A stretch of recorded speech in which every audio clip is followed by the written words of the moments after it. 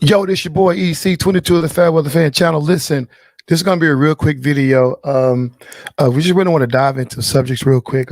First of all, for all of you who do decide to watch this podcast either here live or in the rebroadcast, man, first of all, thank you. Let's help try to grow this channel. Real quick, I want to give you guys kind of information about what the Fairweather Fan Channel is all about. Simply, it is a sports channel. It's a sports channel, and I like to say, obviously, because I'm the creator of it, that it's a very unique way. It's a very unique channel because at the end of the day, it's like I believe in everyone's opinion, right? I want to have people on here who can give their opinion and get their opinion out there because I always think that there's somebody else in the world that thinks just like you. So, and so this podcast is dedicated toward just talking about sports. There's no opinion that's off the table. We're here for it all, right? Also to try to shed light and bring light on people in the community that we may or may not know of, like some of the unsung heroes. So that's kind of how the podcast really is, what the podcast is really designed for. What I would like for each of you to do, either watching it live or if you're watching on rebroadcast, please click on the, if you're not already subscribed to the Facebook fan page, please go and click on the Facebook fan page and subscribe to the channel, as well as on YouTube. The Fairweather Fan on YouTube, definitely subscribe to that page. And also leave comments, likes, and subscriptions. Likes and subscriptions will help grow the channel. But most importantly, if you do want to be a co-host on the show, all you have to do is hit me up in the DM. I'll send you the link, and then we can join in on this thing. So here we go. Without further ado, let's go ahead and jump into the first topic. The first topic is, obviously, I want to go ahead and get this out the way because I feel like I owe it to Cowboy Nation to talk about it. So this podcast is primarily supposed to be about basketball, but I'm going to talk about a little football. I just want to kind of go over my opinion of the Cowboys pick in the NFL draft last week. If you don't know, obviously, Cowboys, out of 7 rounds, they got 8 picks, 4 defensive, 4 offensive players. And just my raw emotional thought about the Cowboys selection is simple. I get it, and I get it, if that makes any sense, right? The first pick was kind of a mixed emotion, but then it just made sense to get another defensive player. But then as we started going on the later rounds, it's like some of the stuff, it was just like, I don't get it. Oh, look at Max. Max is just Max is really trolling me already. What's up, Max, man? I already knew he was going to jump in and talk about the Philadelphia Eagles. And while we're talking about it, listen, I'm going to leave this comment up there because it's worth leaving it up there. Yes. Fly, Eagles, fly. They're actually doing a good job of NFC East. They make it harder, not just for NFC East, but also made it for the whole NFC as a whole. So back to the Cowboys. I mean, Wazzie Smith, defensive tackle, Luke Schoonmaker, tight end, DeMarvion Overshawn, inside linebacker. Some of these people names I can't even pronounce, but Viliami Fiocco, defensive end, Asim Richards, offensive tackle, Eric Scott Jr., cornerback, Deuce Vaughn, running back, Jalen Brooks, wide receiver out of South Carolina. So, so some of these guys, if you go and look at the Cowboys depth chart, we only got one guy that's projected to start, and that's obviously their first round pick when it comes down to Wazzie Smith. Everybody else is kind of, I guess they're going to have to go through the training camp and see where they're going to fight for positions, whatever. But it is what it is. Once again, my overall, I don't think this is a bust for the Cowboys because here's the thing. Cowboys already got players. They already got a good squad out there. It's just a matter of how you're going to handle the squad you already have. You know what I'm saying? Like Max, as an Eagles fan, got dynasty in the making, which is obviously what they're trying to do. Cowboys has been on that tip for at least 4 or 5 years right now, but they haven't quite seemed to cross that hump, in my opinion.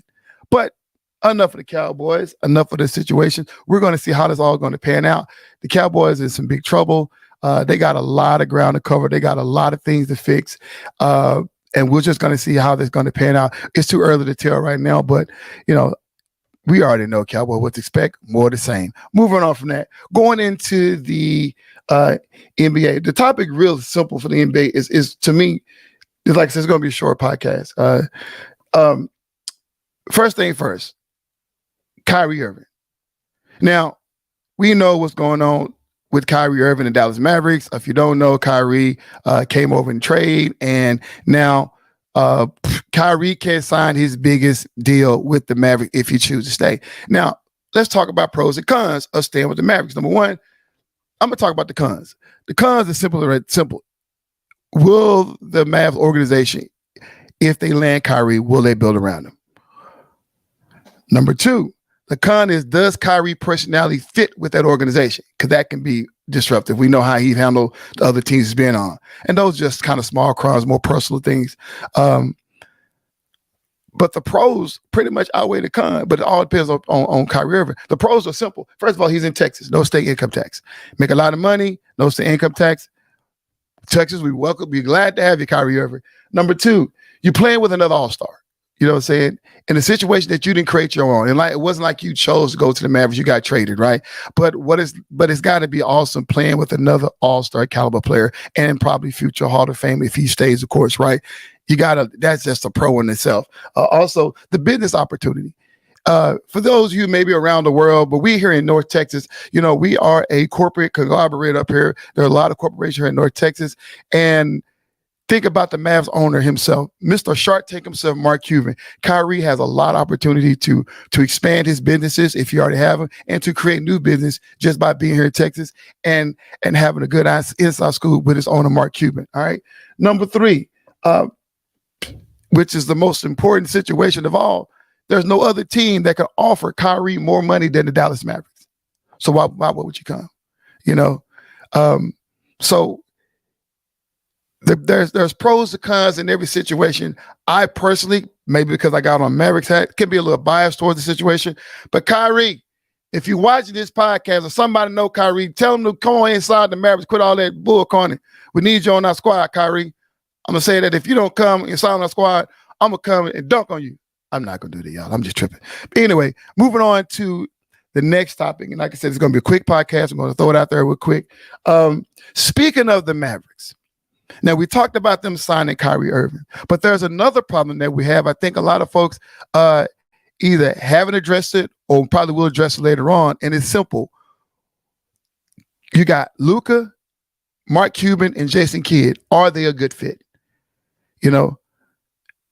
We saw all what happened with the Jalen Brunson situation, how they let him go to New York.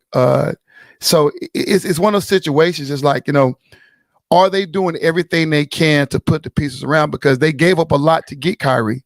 And then they was actually thinking number 6 or 7 spot prior to trade deadline. And then all of a sudden you get Kyrie and use a lot of players, then Willie, Dorian Finney-Smith. And all of a sudden you slide to the point to where you're out of the playoffs. Listen, my personal opinion is Jason Kidd need to go. And if anybody else, other podcasts or any sports shows haven't said it, you heard it here first on the Fair Weather Fan channel. Jason Kidd need to go. Straight up. I don't think he's the right. I'm not saying he's a bad coach, but I don't think he's the right coach for Luka, and definitely not the right coach for Kyrie. What they need is still left to be told. But they need a coach that's going to be able to mesh all that talent together. Versus Luka trying to do it by himself or Kyrie just trying to do it by himself and they taking turns trying to do it by themselves. That's just not going to work, And I'm not a basketball guy as far as being on the clipboard and a coach and anything like that. But I do, however, play the sport. I love the sport. And what I'm seeing is what I'm seeing. I don't see synergy out there on the court. And I think this is an opportunity to use this offseason for them to, Kyrie and for Luka to gel. I think it's a good opportunity for them to look on past Jason Kidd. And I think it's also a time for Mark Cuban to look inward and say, you know what? We got lucky in landing Kyrie as well as get lucky in landing Luka. Now it's time to put all the chips on the table and say, you know what? We got to go all in. We got to make sure this is, as Max say, dynasty in the making. This could be a dynasty in the making, not for the Eagles, but also for the Mavericks. Yeah, for the Eagles. Yeah, I get that. Yeah, Eagles are a dynasty in the making, but we need to make sure that the Dallas Mavericks can build this dynasty, right? There are a lot of other players out there they can go get to add to this roster, but Mark Cuban got to get it done. Y'all, with that being said, like I said, it's a short podcast. It's under 10 minutes. I just want to jump off and throw it out there to you guys, man. This is your boy EC22. Thanks for joining, and we are out.